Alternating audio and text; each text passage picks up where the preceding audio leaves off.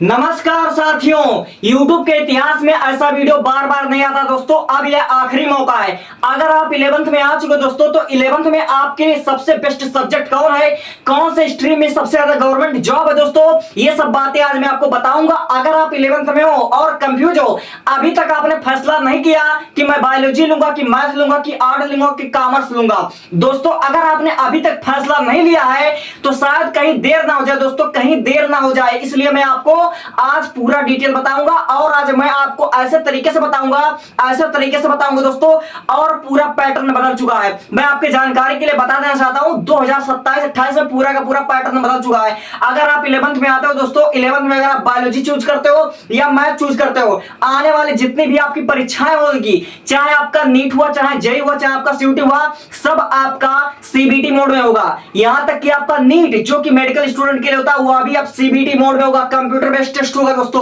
तो सारे का सारा जो न्यू पैटर्न है, जो नया तरीका दोस्तों, उसके आधार पर मैं बताऊंगा।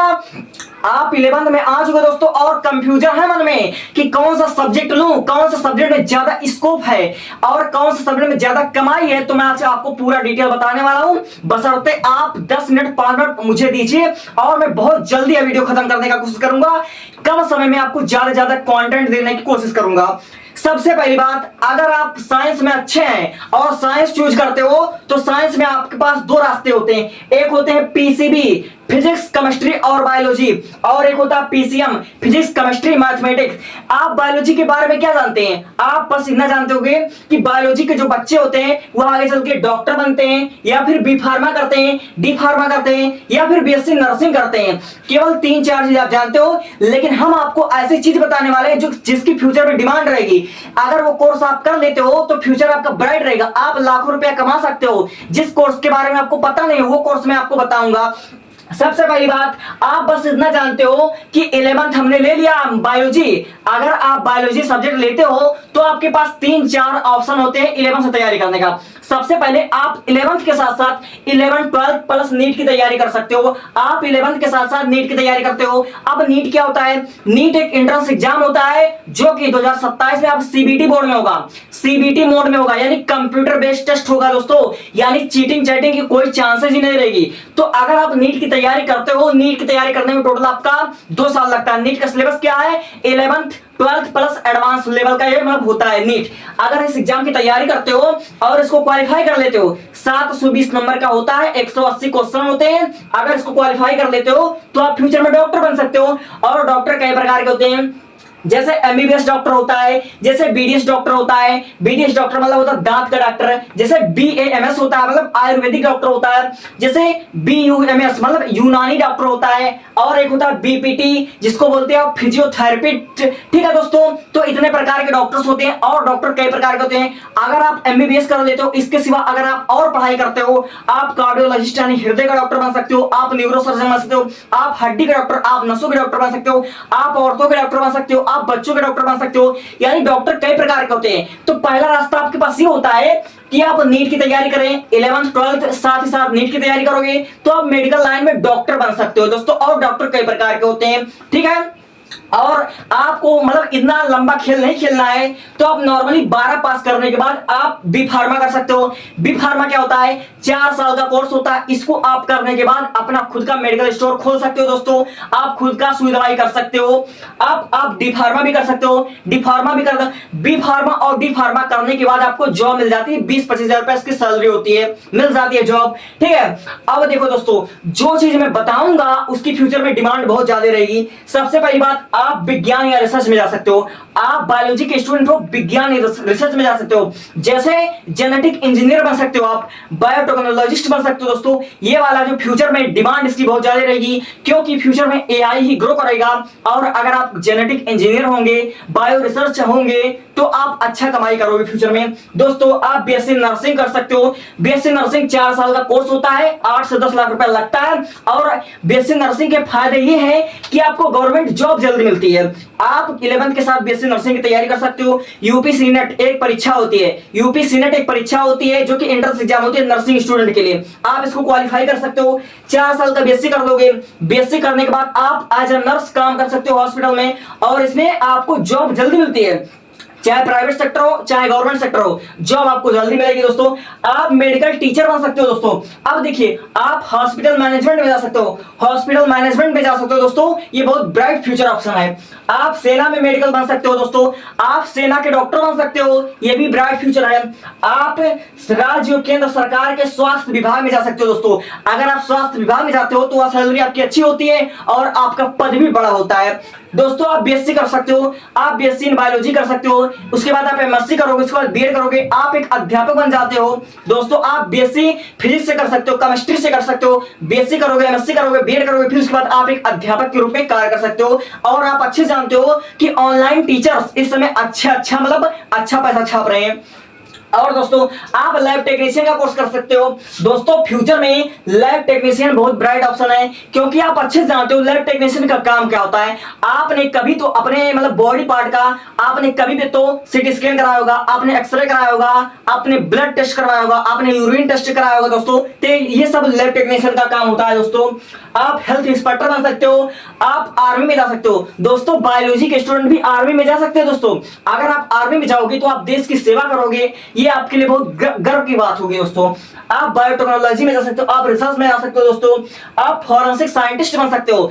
बहुत से बच्चों को ये नहीं पता होता है कि फॉरेंसिक साइंटिस्ट क्या होता है दोस्तों। अगर कहीं पर मर्डर हो गया, किसी ने सुसाइड कर लिया, कहीं पर आत्महत्या हो गया, कुछ भी हो गया दोस्तों, तो वहां पर मतलब लाश का मतलब छानबीन करने के लिए, कुछ पता लगाने के लिए जो लोग जाते हैं। आपने कभी सीबीआई या सीडीआई देखा होगा दोस्तों, उसमें जो डॉक्टर सालुके होते हैं, उसी का काम, उसी को बोलते हैं फॉरेंसिक साइंटिस्ट। आप रेडियोलॉजी में जा सकते हो दोस्तों, आप रेडियोलॉजी का कोर्स कर सकते हो दोस्तों। आप फूड टेक्नोलॉजी में जा सकते हो दोस्तों। फूड टेक्नोलॉजी बहुत ही बेस्ट और ब्राइट करियर ऑप्शन है। यानी आप जो केवल 3-4 बातें जानते थे कि बायोलॉजी लेने वाला जो स्टूडेंट होगा वह नीट करके डॉक्टर बन सकता है, बी फार्मा करेगा, डी फार्मा करेगा, बीएससी नर्सिंग करेगा दोस्तों। इन चारों के सिवा इतने सारे करियर ऑप्शन होते हैं जो मैक्सिमम बच्चों को पता नहीं होते हैं। इसके बारे में हमने आपको आज बता दिया। और किसी के बारे में अगर आपको पूरी जानकारी चाहिए कि लैब टेक्नीशियन क्या होता है दोस्तों, या फिर हेल्थ इंस्पेक्टर क्या होता है, आर्मी में क्या होता है, फॉरेंसिक साइंटिस्ट कैसे बने, रेडियोलॉजी कैसे बने, या फिर हम बीएससी नर्सिंग कैसे करें, कुछ भी आप जानना चाहते तो पूरा डिटेल वीडियो हमने लिंक डिस्क्रिप्शन में दिया, वहां से आप जानकारी प्राप्त कर सकते हो दोस्तों, प्राप्त कर सकते हो। और बहुत से बच्चों का कहना यह होता है कि मैं फ्यूचर में यूपीएससी करना चाहता हूं, मैं फ्यूचर में वकील बनना चाहता हूं, मैं फ्यूचर में जज बनना चाहता हूं। तो दोस्तों, अगर आप फ्यूचर में आईएएस, आईपीएस, यूपीएससी क्लियर करना चाहते हो, आप जज बनना चाहते हो, तो डज नॉट मैटर, चाहे आप बायोलॉजी लीजिए, चाहे जो स्ट्रीम लीजिए। अगर आपको कलेक्टर बनना है, यूपीएससी क्लियर करना है, तो यूपीएससी के लिए चाहे आर्ट लीजिए, चाहे साइंस लीजिए, चाहे बायोलॉजी लीजिए, चाहे मैथ लीजिए, सब चल जाएगा दोस्तों। इसमें आप सब बन सकते हो, जो आप अपने इंटरेस्ट के हिसाब से ले लीजिए। अब देखिए, अगर आप मुझसे पूछिए सबसे ज्यादा करियर ऑप्शन किसमें है, सबसे ज्यादा पैसा किसमें है, सबसे ज्यादा स्कोप किसमें है, तो मैं पूरा ओपनली कहता हूं सबसे ज्यादा जो करियर ऑप्शन है वह मैथ में है।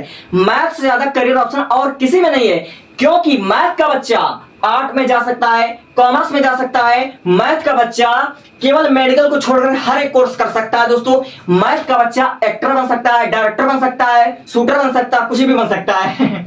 अब देखो, मैथ वाले बच्चे 11 से क्या करते हैं, वह जेई की तैयारी करते हैं। अगर जेई मेंस की तैयारी आप करते हो तो जेई मेंस की तैयारी साल में 2 बार परीक्षा होती है। जेई मेंस जो होता है वह भी एनटीए द्वारा कराई जाती है, साल में 2 बार होता है। एक आपका अप्रैल महीने में होता है और एक आपका फरवरी महीने में होता है। साल में 2 बार पेपर होता है दोस्तों। और इसके थ्रू दोस्तों आप इंजीनियर बन सकते हो। अगर आपने जेई मेंस क्वालिफाई कर लिया, फिर आप जेई एडवांस क्वालिफाई कर दोगे। और इंजीनियर भी कम से कम 20 प्रकार के होते हैं। इंजीनियर की जो डिग्री होती है वह होती है बीटेक, और 4 साल का कोर्स होता है दोस्तों। इंजीनियर कई प्रकार का होता है, जैसे petroleum engineer, chemical engineer, electric engineer, computer engineer, robotic engineer, mechanical engineer, civil engineer. तो इंजीनियर कई प्रकार के होते हैं दोस्तों, अपने अपने रैंक के हिसाब से आप बनोगे, समझे।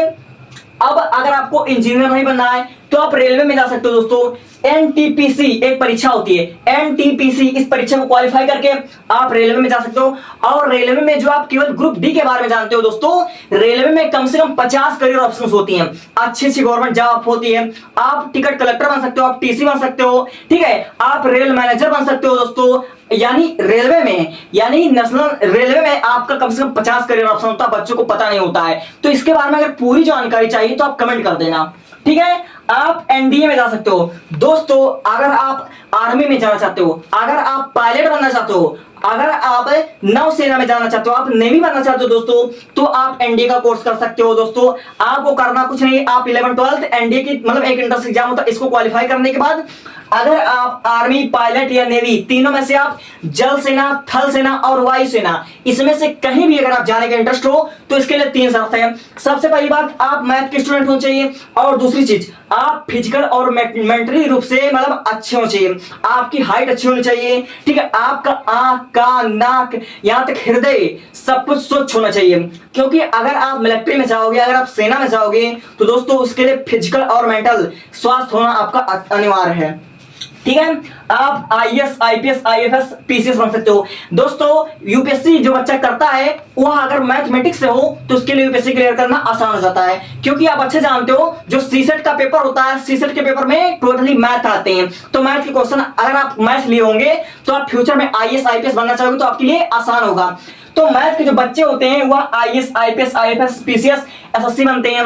मैथ के बच्चे पुलिस में जा सकते हैं, आप पुलिस में जा सकते हो, दरोगा बन सकते हो, ठीक है, आप दिल्ली पुलिस में जा सकते हो, ठीक है, आप एनटीपीसी के थ्रू रेलवे में जा सकते हो, आप डीआरडीओ में जा सकते हो, आप इसरो में जा सकते हो दोस्तों। आर्किटेक्चर बहुत ही ब्राइट ऑप्शन है, अगर आप आर्किटेक्चर बनना चाहते हो, आर्किटेक्चर दोस्तों करोड़ों में खेलते हैं, आप आर्किटेक्चर बन सकते हो, आप आईटीआई कर सकते हो, आप पॉलिटेक्निक का कोर्स कर सकते हो, आप आर्टिफिशियल इंटेलिजेंस एआई सीख सकते हो दोस्तों, आप कंप्यूटर साइंस आईटी कर सकते हो, आप बीएससी इन मैथमेटिक्स कर सकते हो, BSc in mathematics, BSc in chemistry, BSc in physics कर सकते हो, बीएससी एमएससी करके आप बीएड करके एक अध्यापक बन सकते हो। और अध्यापक जो ऑनलाइन पढ़ाते हैं दोस्तों वो अच्छा पैसा कमाते हैं, ठीक है। अब देखिए दोस्तों, अगर आपने बायोलॉजी या फिर मैथ दोनों में से कोई ले लिया दोस्तों तो इन वाले स्टूडेंट के लिए एक अलग सा जो करियर ऑप्शन होता है, आप सीयूटी का तैयारी कर सकते हो दोस्तों। एक एंट्रेंस एग्जाम होता है सीयूटी, अगर इस एग्जाम को क्वालिफाई कर लेते हो तो आपको गवर्नमेंट मतलब कॉलेज मिलेगा और वहां से आप ग्रेजुएशन करोगे, जैसे आपको बीयू मिल सकता है, बीएचयू मिल सकता है, ऐसे से Gandhi inter college, Delhi inter college. तो यहां से आप क्या कर सकते हो, अच्छे से ग्रेजुएशन कर सकते हो, ठीक है दोस्तों।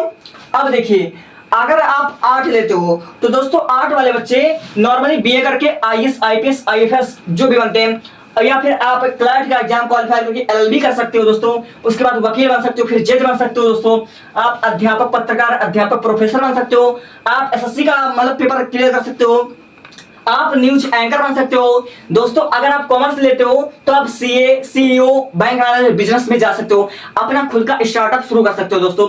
और इसके बारे में अगर पूरी जानकारी चाहिए दोस्तों तो आप बस कमेंट करना और डिस्क्रिप्शन चेक कर लेना। Thank you.